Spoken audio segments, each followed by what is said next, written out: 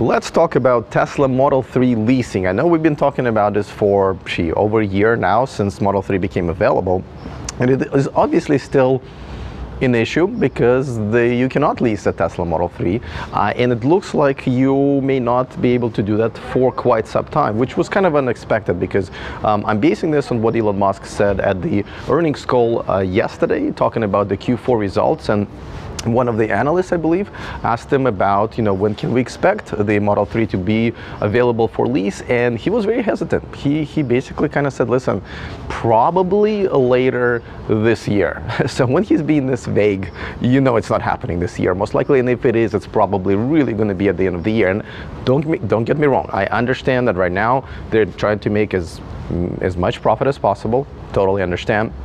Also, leasing cars does not get them as much upfront profit as flat out purchasing, whether it's cash or using a loan from a bank. So that's understandable. There are a couple of things that really I want to mention about that. But before that, you guys probably know that I'm a big sort of advocate for leasing. I lease my own cars as well. It is for no other reason because it just makes sense mathematically, right? I mean, granted, if you have a good credit score, if you're looking to buy a new car rather than a used car, if you're looking to just keep it for 3 or 4 years, you're one of those people who just want to make sure you have the latest and advanced safety features. You don't want to deal with a car that's out of warranty. And the third thing, obviously, is that you don't drive more than like 18,000 miles per year. So if you kind of fit all those criteria, if you end up actually purchasing the car, then you are wasting your money. Now, I made quite a few other videos, so let me just quickly summarize. First, you pay pretty much half of the sales tax. Secondly, you kind of get to play the market rather than market playing you in terms of what happens with the sale value of the car once you're ready to give it back. And by the way, for those of you who are saying, well, I don't want to be renting a car rather than actually owning it. Well, it's kind of all about the way you phrase it. The experience is the same. You get a new car, and then someone gets it after you in 3 or 4 years. What the financial arrangement is during that time, it really doesn't change the fact what's actually happening with your ownership or your possession of the car. So I think if you're hung up on that, you should kind of maybe look at it from a different perspective because the experience is pretty much the same. All right, so that's number 2. By the way, I'm comparing leasing to purchasing using our auto loan, right? If you're buying a car for cash, any financial advisor will tell you that is the worst way to handle your money. So I'm not even talking about that. I'm just talking about getting a regular auto loan versus leasing the car.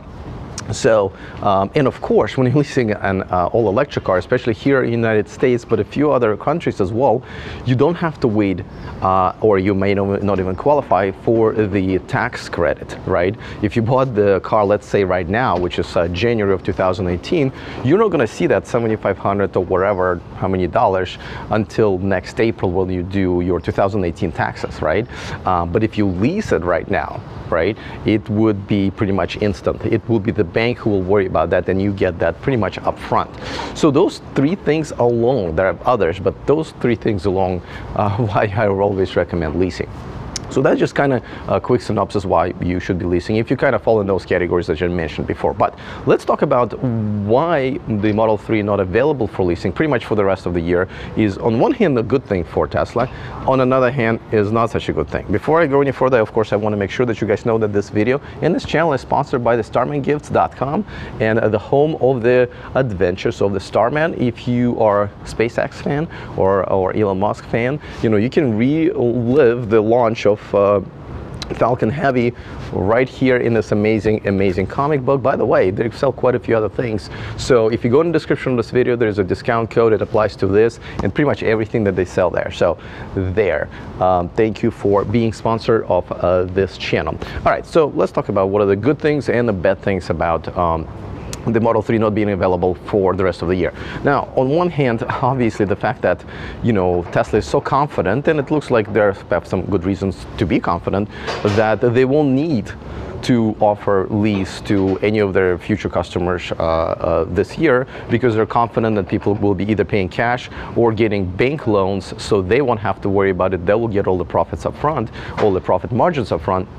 So, and if the demand is there, and they believe that it is, well, that means that's great. That means that Model 3 is pretty much sold out, if you will, for the rest of the year as far as demand is concerned. So that's good. Now, that's good for the company. However, what was not good for the company is the fact that, you know, Kona EV, Hyundai Kona EV, Kia Niro EV, and by the way, the reason I'm not at my home studio right now, I'm making this video at my hotel as I'm leaving to go back home, flying to Sacramento, is because I'm at the 3-day media drive for the Niro EV. I just drove it, and I'm telling you guys, this is the car that will push the electric revolution towards on a you know, $35,000 and down and under, I guess if you call it, segment.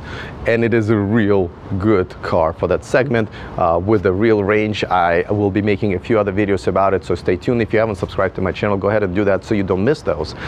So anyway, that's why I'm here by the pool of my hotel. It's just rain, so it doesn't look very glamorous, but nevertheless, I thought that was the best spot to talk to you guys about it. Okay, now, cars like this, right now is Kia. This is a US launch here. Cars like Kia Niro EV, Hyundai Kona EV, Nissan Leaf that's being sold right now, and obviously Chevy Bolt, because they're still interested in those. Those are the cars that you can all lease because they're offered from legacy manufacturers. So a lot of people like myself, who you know, one of the reasons. And I know I'm not sure if I even want a Model 3, but if I was waiting for one, I would be waiting for the lease option, and I wouldn't buy a car any sooner than that. So for those people like myself, those options become more and more attractive as the cars like Niro EV are coming out, and a lot of people might just opt out for that. Don't forget, Kia Niro EV, the Leaf, I mean, pretty much all of them are hatchbacks, and that's a big deal. That's one of the biggest issues that people have the Model 3. You know, there's not much of a trunk space there.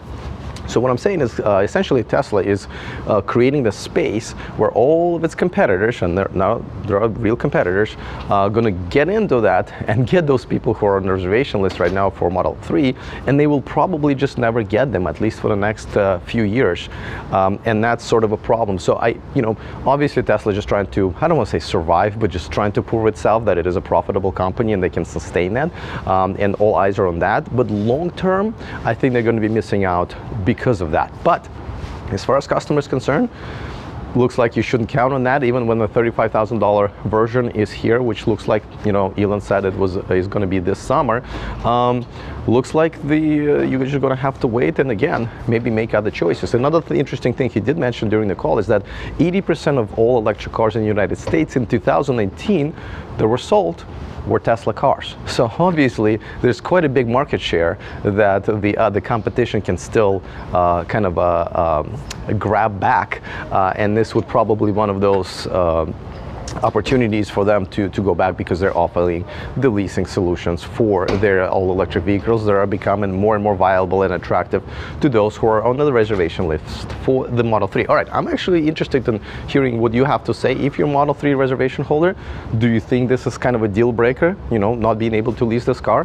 Is this something that might push you towards another brand? And if so, let me know which brand, if the other brand will be offering a lease deal. And especially if you're going to need to get your car before Tesla will be offering Model 3 leases, which I would assume would be 2020. Let me know in the comment section. Other than that, see you guys next time, and remember to stay charged.